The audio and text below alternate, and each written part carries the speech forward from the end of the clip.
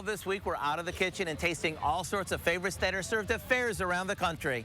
You know, and a few things that I've learned from going to so many fairs over the years is you should never pig out before going on a ride that flips you upside down and spins you around faster than the speed of light. And if you plan on trying one of everything, make sure you pace yourself. I know that's pretty hard to do when you're face-to-face with so many goodies, like these irresistible cream puffs that they make at the Wisconsin State Fair, which are the size of softballs. When we say irresistible, we mean it.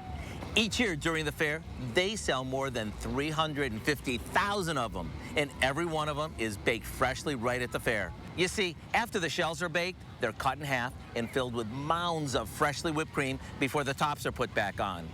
And for those of you who can't get to the fair, we have an easy recipe for them that you can make at home. Right before serving these, you finish them with lots of powdered sugar. Then you better open up wide, because these are no ordinary cream puffs. They're humongous. To get the recipe for our State Fair cream puffs, all you have to do is go online and you'll be good to go. I'm Howard from the Mr. Food Test Kitchen, and once I finish these off, I'm off to find other fair favorites. Ones that'll have you saying, ooh, it's so good.